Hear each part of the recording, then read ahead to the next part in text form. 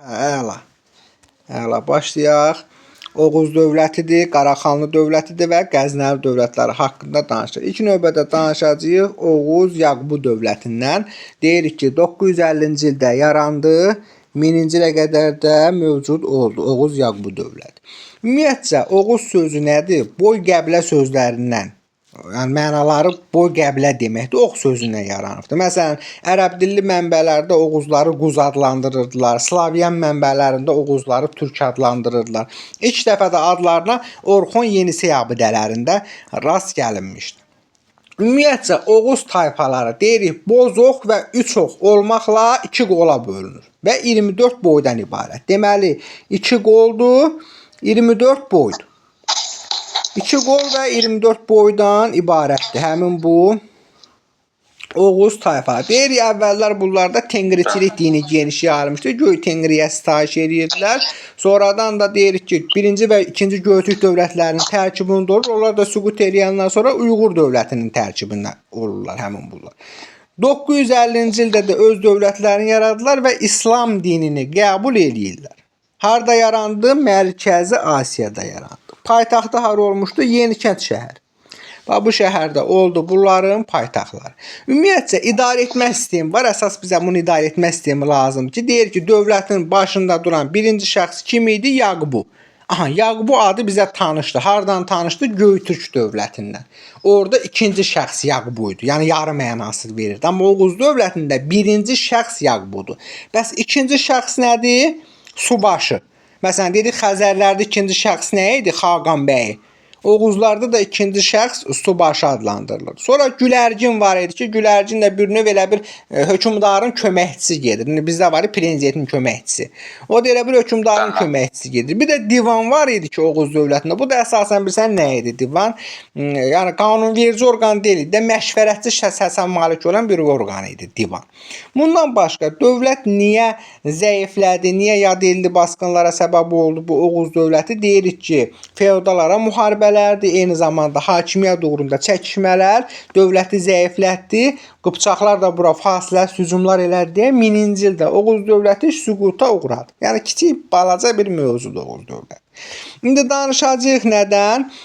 Qəznəli dövlət haqqında. Deyirik ki, Qəznəli dövləti nə vaxt yarandı? 962.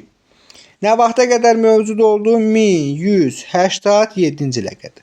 Deməli 962-də yaranır, 1187-ci ildə süqut edir Qəznəli dövlət.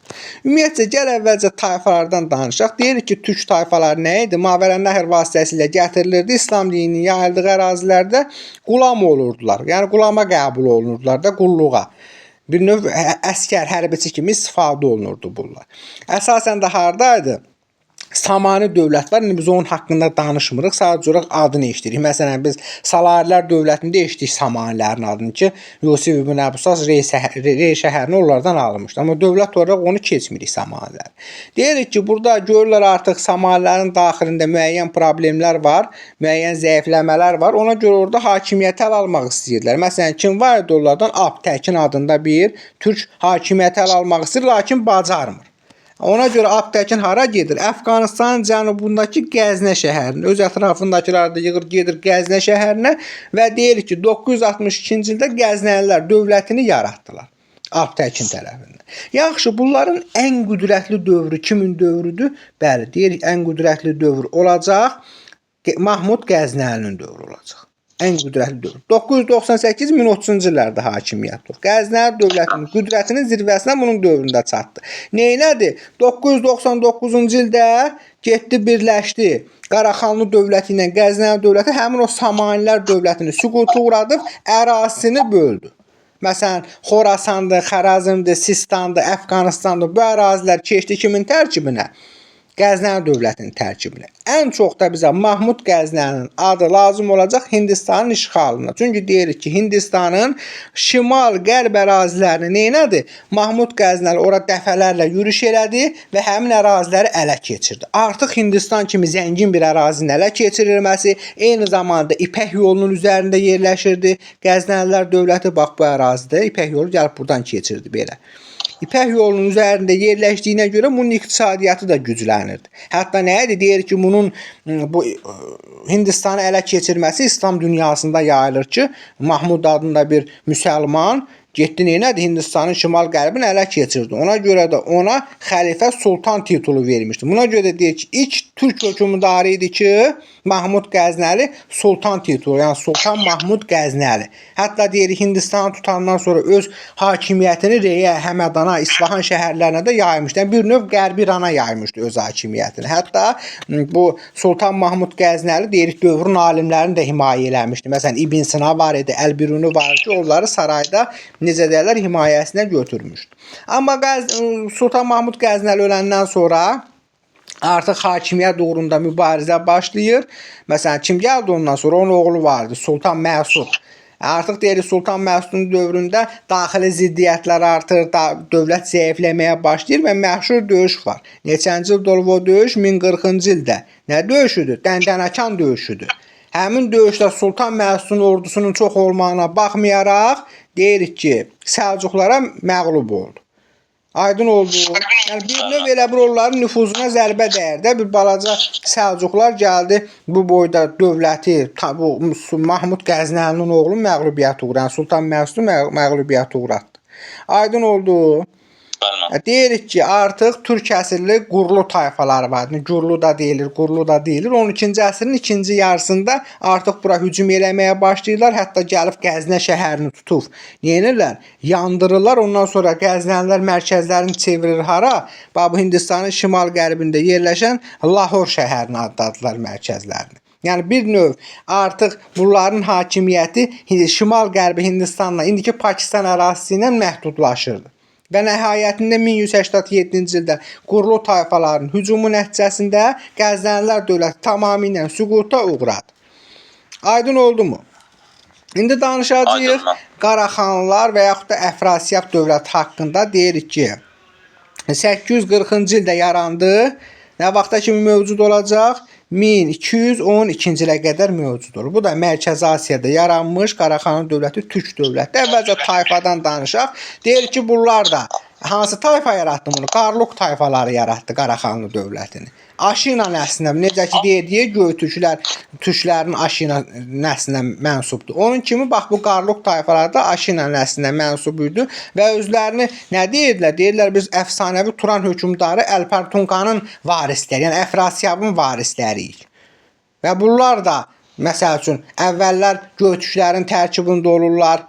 Necə ki biz dedik kimlər? Oğuz tayfaları ki Göytürklərin tərkibində olur. Sonradan Uyğurların tərkibində olduğu kimi bu Qarluq tayfaları da əvvəllər şeylərin tərkibində olur.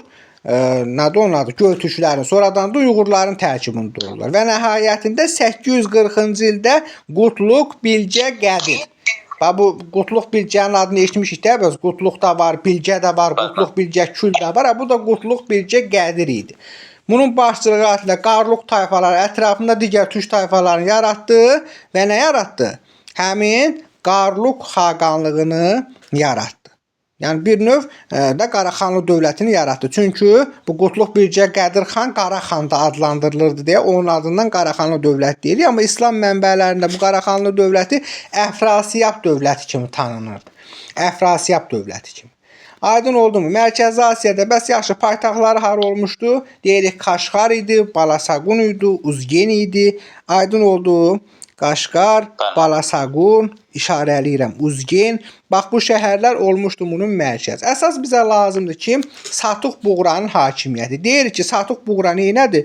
932-ci ildə İslam dinini rəsmi dövlət dini elan elədi. Və 942-ci ildə artıq nə iş görür? Xaqan titulu qəbul edir və paytaxtı Qaşqara köçürdü. Həmin bu Satuq Buğranın dövründə. Aydın oldu mu? Eyni zamanda deyirik ki, artıq 10-cu əsrin sonunda Quranın təfsiri verildi. Yəni Quranın nəyi?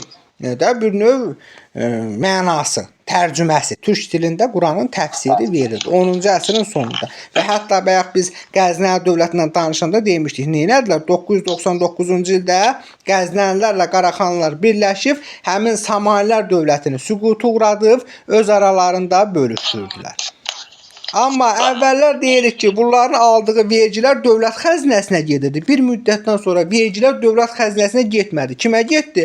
Ayrı-ayrı sülalələrin, ayrı-ayrı şəxslərin cibinə getdiyinə görə mərkəzi hakimiyyət zəifləyir və feodallar güclənir. Bununla da nə baş verir? Feodal özbaşınalığı, feodal dağınıqlığı, feodal ara müharibələr dövrü başlayır. Və nəhayətində deyirik feodal dağınıqlığıdır, eyni zamanda daxili çəkişmələr nəticəsində 1042-ci ildə nə oldu? Dövlət iki hissəyə parçalandı. Şərqi və qərbi. Yəni buradan iki hissəyə bölünür. Şərqi və qərbi Qaraxanlı dövlətlərinə parçalandı. Şərqi Qaraxanlı dövlətinə kimlər son qoyacaq? Qarakitaylar. Nə vaxt? 13-cü əsrin əvvəllərində. Bəs yaxşı, qərbi Göytürk, daha doğrusu qərbi Qaraxanlı dövlətinə kim son qoyur? Onlar da Xarəzmşahlar dövləti 1212-ci ildə. Yəni bununla da deyir ki, 1212-ci ildə tamamilə Qaraxanlı dövləti süquta uğradıldı. Aydın oldu. Yəni kiçik balaca bir mövzudur.